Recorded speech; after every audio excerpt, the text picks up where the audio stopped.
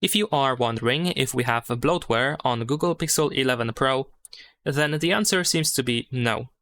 This is how the app drawer looks like right after the initial configuration. I'm pretty sure there are going to be more apps installed. For example, I do not see the wallet app, which I'm pretty sure is going to be installed soon after I end this video. But generally speaking, we just have lots of different Google apps, which I think, honestly, they are quite useful. Of course, I'm not going to use all of them. I don't think that's I don't think that every single app over here is for me, but here we have some essential apps that you probably want to use nevertheless. So I don't think I can say that here we have any bloatware, unless of course you consider Google apps to be bloatware themselves. So yeah, in that case, yes, we do have bloatware, but no, we don't have any third-party additional apps installed on our phone.